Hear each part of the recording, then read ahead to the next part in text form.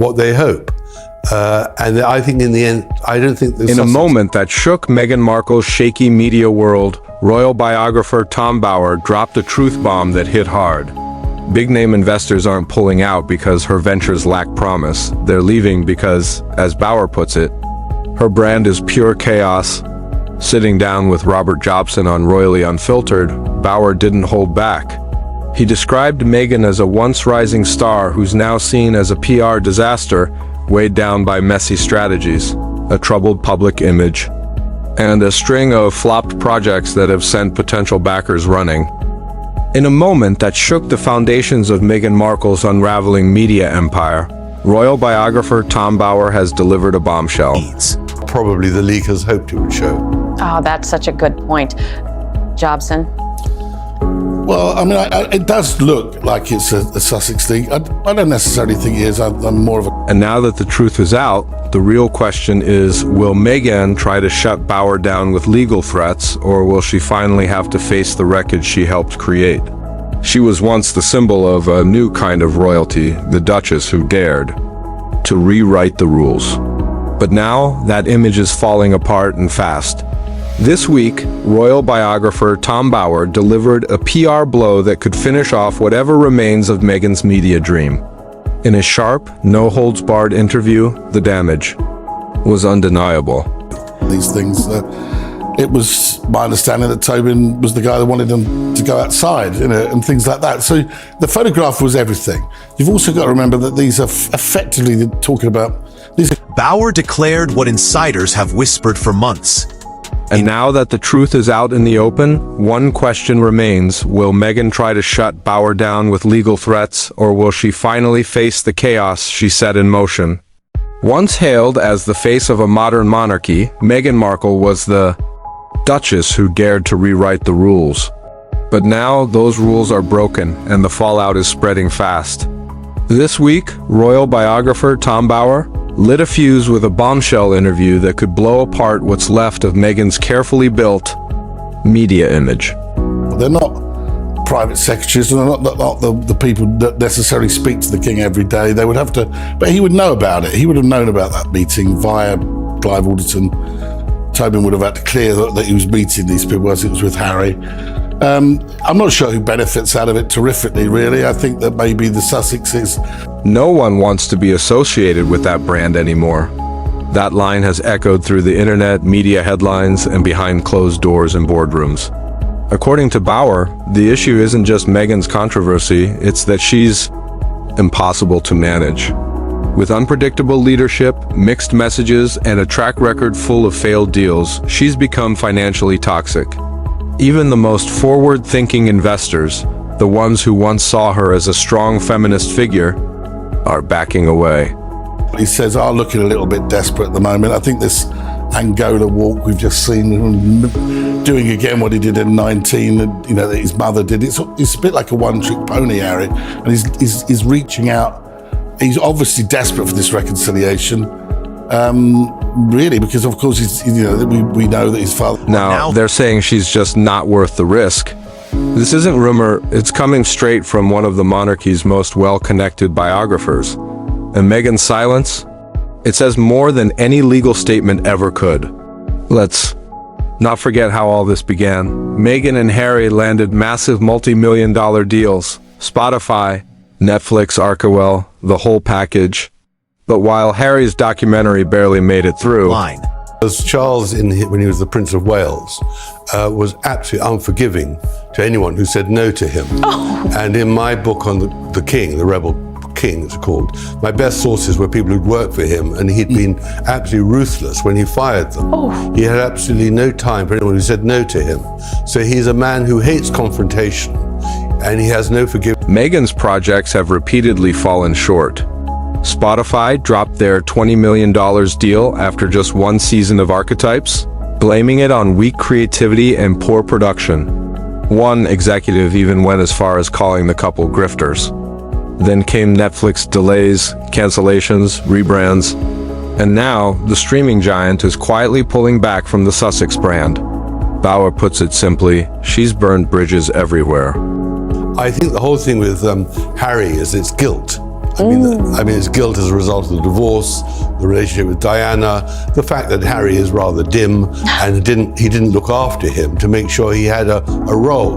But more, it was neglect as well in his teenage years when he was chasing Camilla and all the rest of it. Club H, is that what the... Exactly. Now that investors are spotting the pattern, they're backing out before they get burned too. This week, an interesting leak made waves, word of a not-so-secret Sussex summit. At first, it was framed as a quiet planning session for future projects, but royal insiders suspect the leak came from Meghan's own circle. The goal? To create buzz.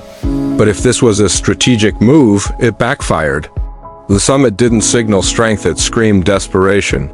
But I think that now, when he obviously is feeling mortal, he would like some sort of settlement. I don't believe for a moment that William and Camilla would allow or would ever trust Harry to come back into the fold. And I think that's a great problem for Harry, because the one thing he does need is a base and some security. Bauer says the leak was all about shaping the narrative, making Meghan and Harry look in demand and influential. But to most people watching, it just reeked of desperation. Even royal commentator Robert Jobson admitted that if this wasn't a calculated move, it was a total royal mess. In trying to control the story, Meghan only confirmed that things are slipping out of her hands. And now, with Bauer's claims making global headlines, speculation is growing. Will Meghan sue for defamation? She has in the past, but legal experts say don't bet on it. Count on it. In California, and Madame in Montecito is not making it easy for him. So he is at a loss. And that brings us obviously to the Angola thing, which is really a stunt. It's a pathetic stunt. You've got to look at the way that Harry has actually been badly advised, because after he lost that case in London against the British government to get armed protection, to do that. Because taking Tom Bauer to court would open the door to discovery emails, contracts, failed deals, and internal brand documents all dragged into the spotlight. And that's exactly what Meghan's team wants to avoid. The risk of what could come out far outweighs any victory in court. In reality, staying silent is her safest move. But even that makes her look vulnerable. After all, if Bauer's lying, why not shut him down? And if he's not, well, that says everything. Yes. But he was taken there by Meredith Maines, who thought this is the way to get our voice across. And one thing you wanted at that moment was contrition. You wanted to say, end it all. But she thought, no, we'll go out and attack, just like here. And I think that is his problem. And he's got other cases coming up. He doesn't stop. He's in the clutches of lawyers who are making a fortune. Then that silence starts to feel like an admission, and Meghan, once a master of the spotlight, now finds herself trapped by it. It's the final blow to the story she tried to control. Even in Hollywood, her inner circle is slipping away. Insiders say WME, her powerhouse talent agency, is growing quietly hesitant about pushing her projects. Netflix, though publicly respectful, is said to be putting future plans on ice. And so far, no major studio has stepped in to fill the gap left by Spotify. To use Tom Bauer's words, the royal family into this royal reconciliation, because now it's on the world's radar. And they're going to look really bad if they don't invite these two into the fold again. I don't think the king would look bad. I think the king probably is, like any father, he had a very good relationship. Bauer's phrase, brand chaos, isn't an exaggeration, because Meghan's image has become a confusing mix of polish and controversy.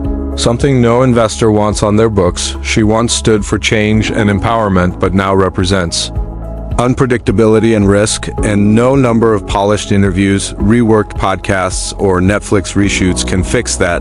Tom Bauer didn't reveal a hidden truth, he simply confirmed what many in the business world already knew: Meghan's brand hasn't just declined, it's already collapsed, and whether she decides to fight back, file a lawsuit, or try to reshape the narrative, one thing is clear this time: she's not in control. While the Sussex summit leak sparked fresh debate, royal expert Robert Jobson suggested it may not have been an accident at all. Speaking on Royally Unfiltered, he theorized the leak was designed to make Meghan and Harry seem relevant to the royal world again. Even though Buckingham Palace has clearly moved on, if that's true, It shows the couple isn't staying in the headlines through innovation or substance, but through royal drama. And investors watching from the sidelines likely see it as a red flag. Not a power move, Bauer also claims King Charles has had enough. He says the relationship with Harry has completely broken down and there's no effort left to repair it. That makes Meghan's attempts to maintain a royal connection look increasingly desperate and off-putting to the business world. Because without royal access, inside knowledge, or even active titles, there's no more royal magic left in the Sussex brand, and with that shine gone, Hollywood is growing tired. One senior producer even told the UK press that Meghan has become uncastable. Not because she lacks talent, but because of the baggage she brings with her. Every deal turns into drama, insiders say, whether it's the rumors of diva-like behavior, her history of lawsuits, or her relentless need to control the story. Meghan has exhausted the goodwill once surrounding her, and for investors, that kind of fatigue is dangerous. No one wants to pour money into a collapsing brand. Behind the scenes, even the Arkewell Foundation is under fire, with public filings showing drops in donations, minimal activity, and rising concerns about how funds are really being used for potential backers. That's yet another warning sign, because if the foundation can't operate without controversy, how can the brand be trusted with millions in venture cash, Tom? Bauer's revelations aren't idle gossip, they're financial red flags. And perhaps the harshest conclusion shared by both Bauer and Robert Jobson is this: Meghan Markle's once golden image has become her biggest liability. From corporate America to Hollywood, very few are willing to take the chance she aimed. To be a mogul, a force, a champion for the unheard, but the storm she's created personally and professionally has left her too unstable to bank on. Lawsuit or not, Bauer's bombshell only confirms what many had quietly believed. Meghan's empire is crumbling and there's no one to blame but herself. The brand she so carefully built sparkling with royalty, celebrity, and feminist promises. Now unraveling fast, Bauer didn't just throw shade. He ripped the curtain off a brand in complete chaos, and investors aren't pulling back because of bias. They're backing out because of the confusion, the control issues, and the contradictions. What started as a hopeful post-royal story has become a full-blown PR crisis.